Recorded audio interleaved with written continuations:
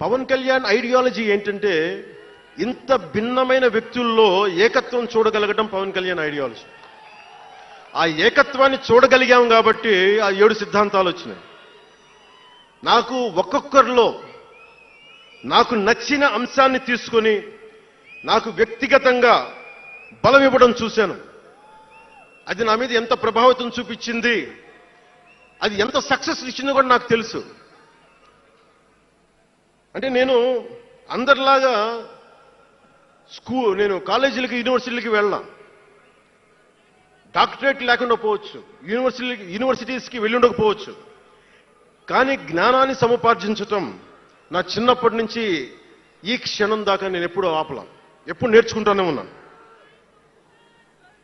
అంటే చిన్నప్పుడు illustrated వీక్లీలు, front line మ్యాగజైన్లు, news పేపర్లు, సోవియట్ భూమి పత్రికలు, చరిత్ర, సంస్కృతి పుస్తకాలు, సాహిత్యం, ఫిలాసఫీ, ఫారిన్ అఫైర్స్ ఇవేమి చదవటం ఆపలా ఇప్పటిదాకా. అవన్నీ సామాజిక, చారిత్రక, రాజకీయ అంశాల మీద అవగాహన లేకుండా ఎందుకు పార్టీ పెడతాం?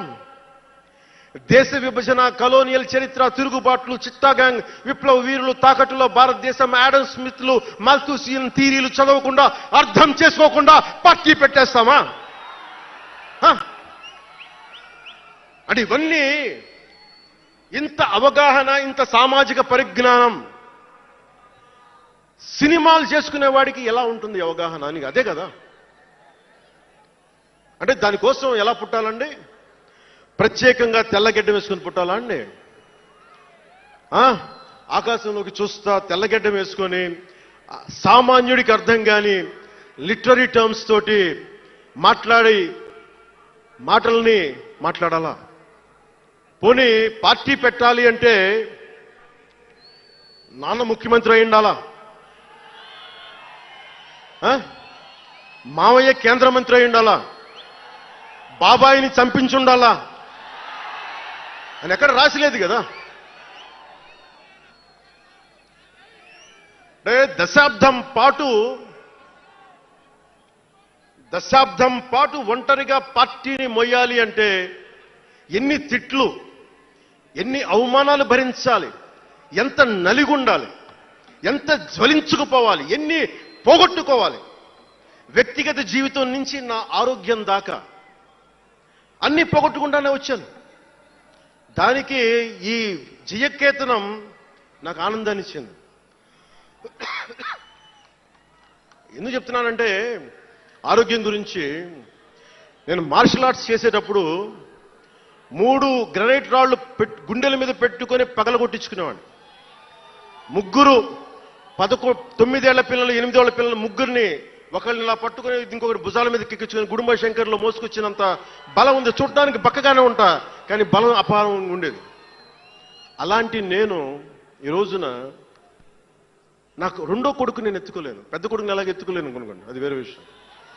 నా రెండో కొడుకుని చిన్నోడు 6-7 సంవత్సరాలు, వాడిని ఎత్తుకోలేను నేను, అంత బలహీన పడిపోయాను. కానీ బలం తెచ్చుకుంటాం మీ అందరి ఆశీస్సులతోటి, బద్దలు కొడతాం మళ్ళీ. అంటే రాజకీయాల్లో ఉండాలంటే 2 పిచ్చి పవర్ హంగ్రీ ఉండాలి, లేదా బలమైన సైద్ధాంతిక బలమన్నా ఉండాలి. వ్యక్తిగా ఎదగాలి, పదవే ముఖ్యం, అధికారమే ముఖ్యం. దానికోసం గుండాల్ని వాడుకుంటాం, మర్డర్లు చేయిస్తాం, వేల కోట్లు దోచేస్తాం, కులాలని కెలికేస్తాం, రకరకాల విద్వేషాలు రెచ్చగొడతాం, తద్వారా లాభపడతాం అన్నది ఇంకో పద్ధతి. నేను అది కోడికత్తిని వాడుకుంటాం,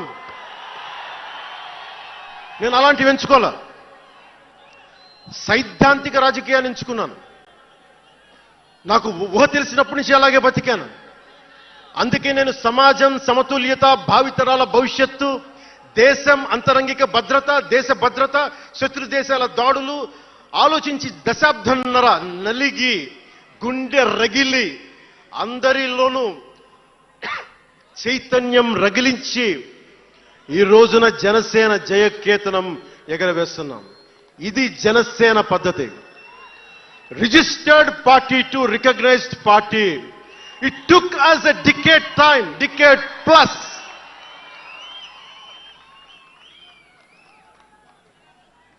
అంటే నువ్వు ఎలా మార్చేసుకుంటావంటారు. నువ్వు అలా పడితే ఎలా మార్చేసుకుంటావని మాట్లాడతారు. అరే ఒక మనం ప్రార్థించే నదే గంగమ్మ అవ్వచ్చు, కృష్ణమ్మ అవ్వచ్చు, దేవత అవుతుంది, పడవలకి రస్తా అవుతుంది, పంట కాలువలకి పొలాల్లోకి దూరే పంట కాలువ అవుతుంది. మార్పు అనేక రకాలుగా ఉంటుంది. ఇక్కడ నువ్వు గంగని నదిగా చేశావు, ఇక్కడ నువ్వు స్నానం చేయకూడదంటే కుదరదు. చాలా విభిన్నంగా చూడాలి. నేను మార్పు కోసం వచ్చిన వాడిని, ఓట్ల కోసం వచ్చిన వాడిని కాదు. అంటే ఇన్ని మాట్లాడే ఈ ఇంగ్లీష్ పేపర్ వాళ్ళకి I want to give you an example. Who said Pawan Kalyan changes from left, right and center? Let me tell you this. One example from one of your journalist brotherhood, from your journalist brethren, Sri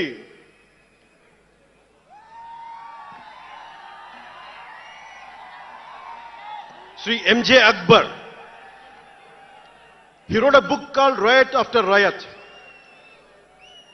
ఆ పుస్తకంలో entirety అంతా how BJP is wrong, how BJP is communal అని all the stories he picked up is all about anti BJP.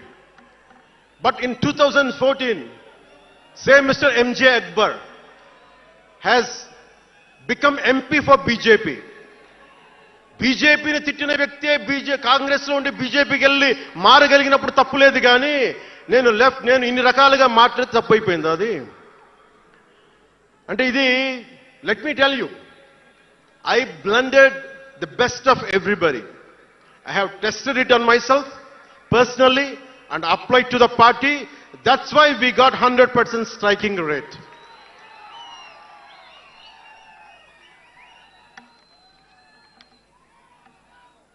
నేను ఎలాంటి కాలంలో పెరిగానంటే భావోద్వేగాలు లేకుండా, జీవిత బరువులు మోయకుండా, కించిత్తు భావుకత లేకుండా, బాధ్యతగా నడవకుండా ఉంటే ఇంత దూరం రాగలమా?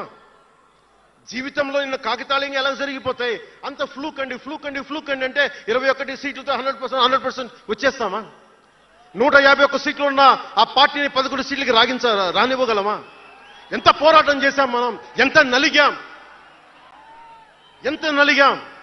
వైజాగ్ లో మన ఎమ్మెల్యేలు ఎంతమందిని జైల్లో పెట్టారు, ఎంత భయభ్రాంతులను చేశారు. బయటికి వస్తే ఆ రోజున అందరూ అడిగారు, మీరు వెంటనే ప్రధానమంత్రి గారికి చెప్పండి, ఫోన్ చేయండి, మీకు తెలుసు కదా అంటే నేను ఒకటే అన్నా, ప్రజల్ని కాపాడటానికి వచ్చాను నేను, నన్ను కాపాడమని ఎవరిని నేను అడగదు, ప్రధానమంత్రి గారైనా సరే. ఇది నా నేల, నా పోరాటం. ఇది నా మీద చెయ్యి వెయ్యమని చెప్పండి, చెప్తాను నేనేంటో అని చెప్పాను. అంటే నేను ఎవరో వస్తారని నేను ఎప్పుడు చేయను, నేను ఎంత నిలబడగలను అదే నా మెజర్ అంతా. నేను ఎలాంటి జీవితం నుంచి వచ్చానంటే నాకు చుట్టూ